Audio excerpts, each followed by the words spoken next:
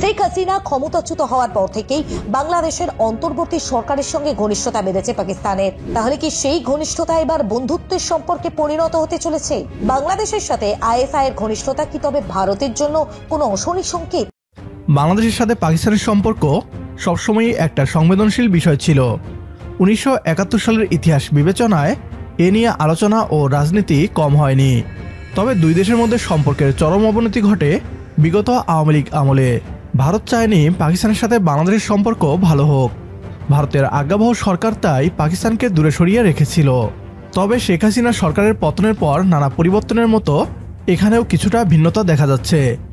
আভাস পাওয়া যাচ্ছে সম্পর্কের নতুন রসায়নের। বাংলাদেশে পাকিস্তানের দূতাবাসেরও বেশ তৎপরতা দেখা গেছে। বাংলাদেশে নিযুক্ত পাকিস্তানের হাইকমিশনার দেখা করেছেন বর্তমান সরকারের উপদেষ্টাদের সঙ্গে, দেখা করেছেন বিএনপির নেতাদের সাথেও।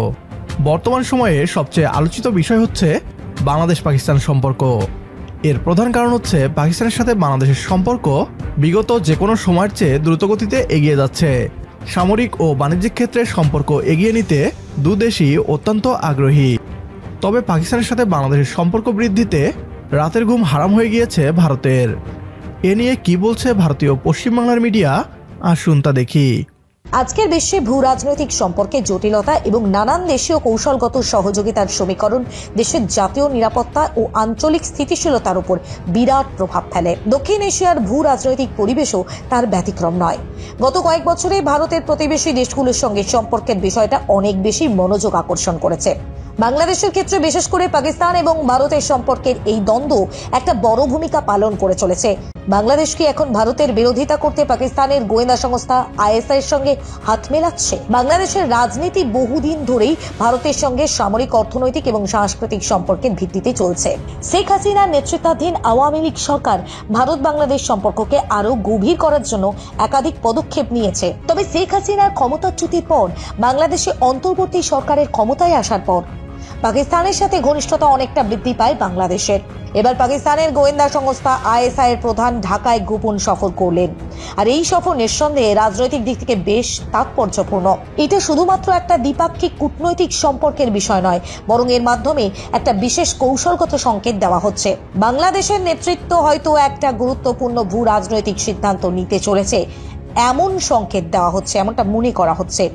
তবে প্রশ্ন, এটা ভারতের সঙ্গে সম্পর্কের অবনতির ইঙ্গিত দেয় কি? বাংলাদেশ কি আসলে ভারতের বিরোধিতা করতে পাকিস্তান ও চীনের সঙ্গে সম্পর্ক জোরদার করার পথে এগোচ্ছে, নাকি এটা শুধুমাত্র একটা স্বল্পমেয়াদী কূটনৈতিক চাল যাতে ভারতের অবস্থানকে চ্যালেঞ্জ করা যায়? বিশ্ব রাজনীতির বর্তমান পরিস্থিতিতে চীন এবং পাকিস্তানের সঙ্গে বাংলাদেশ যে আরো শক্তিশালী সম্পর্ক স্থাপনের চেষ্টা করছে তা কিছুটা স্পষ্ট। বাংলাদেশে চীনা বিনিয়োগ এবং পুঁজি প্রবাহের সম্প্রসারণ, বিশেষ করে বেল্ট অ্যান্ড রোড ইনিশিয়েটিভের মাধ্যমে এর মধ্যে বড় ধরনের রাজনৈতিক আলোচনা সৃষ্টি হয়েছে। চীন বাংলাদেশের একটা বড় সহযোগিতা হয়ে উঠেছে, আর পাকিস্তানও কৌশলগত দিক থেকে বাংলাদেশের পাশে দাঁড়িয়ে চীনের সঙ্গে সম্পর্ক জোরদার করছে। এই সম্পর্কের ফলে বাংলাদেশের ভূ রাজনৈতিক অবস্থান নতুনভাবে সাজানো হতে পারে।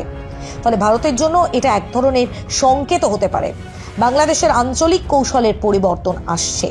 ফলে ভারতের জন্য এটা এক ধরনের সংকেত হতে পারে। কিন্তু এই ঘনিষ্ঠতার সম্ভাবনা কি ভারতীয় কূটনীতির জন্য একটা বড় সংকেত? ভারতের দীর্ঘদিনের বন্ধু বাংলাদেশের সাথে সম্পর্কের এই পরিবর্তন ভারতীয় বিদেশ নীতি এবং নিরাপত্তা কৌশলের উপর সরাসরি প্রভাব ফেলতে পারে। বাংলাদেশের সাথে পাকিস্তান এবং চীনের ঘনিষ্ঠ সম্পর্ক ভারতের জন্য একটা নতুন ভাবনা তৈরি করবে, যেখানে এটা শক্তিশালী প্রতিবেশী হিসাবে ভারতের অবস্থান বিপন্ন হতে পারে। যদি বাংলাদেশের রাজনৈতিক নেতৃত্ব পাকিস্তান এবং চীনকে নিজেদের কৌশলগত অংশীদার হিসেবে বেছে নেয়, তবে এর ফলাফল শুধু ভারত নয়, বরং দক্ষিণ এশিয়ার পুরো রাজনৈতিক দৃশ্যপটকে নতুনভাবে গড়ে তুলবে। বাংলাদেশ কি সত্যিই ভারত বিরোধিতা করতে এগোচ্ছে এবার, নাকি এটা শুধুমাত্র একটা কৌশলগত পদক্ষেপ? আর সেই উত্তর একমাত্র সময়ই বলবে। কিন্তু ঠিক এই পরিস্থিতিতে ভারতীয় কূটনীতির জন্য এক নতুন চ্যালেঞ্জ হয়ে উঠবে, যেখানে বাংলাদেশের সঙ্গে সম্পর্কের পরবর্তী পর্যায়ে ঠিক কি হতে চলেছে তা এখনই নিশ্চিতভাবে বলাটা বড় কঠিন। সেটা একমাত্র সময় বলবে। ব্যুরো রিপোর্ট, প্রথম কলকাতা। পশ্চিমবাংলার মিডিয়াকে বলতে চাই, বাংলাদেশ একটি স্বাধীন ও সার্বভৌম দেশ, সুতরাং বাংলাদেশের অভ্যন্তরীণ বিষয়ে নাক গলানো থেকে বিরত থাকুন। এতদিন ভারত যেভাবে বাংলাদেশে দাদাগিরি চালিয়েছে সেই সুযোগ আর দেয়া হবে না। মেনে নেওয়া হবে না ভারতীয় কোনো আগ্রাসন। এদেশের ছাত্র জনতা দেশের প্রশ্নে ঐক্যবদ্ধ, এটা ভুলে যাবেন না। সকল প্রতিবন্ধকতা দূর করে এগিয়ে যাক আমাদের লাল সবুজের প্রিয় এই বাংলাদেশ। এই প্রত্যাশায় শেষ করছি আজকের ভিডিও। পরবর্তী ভিডিও দেখার আমন্ত্রণ জানিয়ে বিদায় নিচ্ছি আজ। আল্লাহ হাফেজ।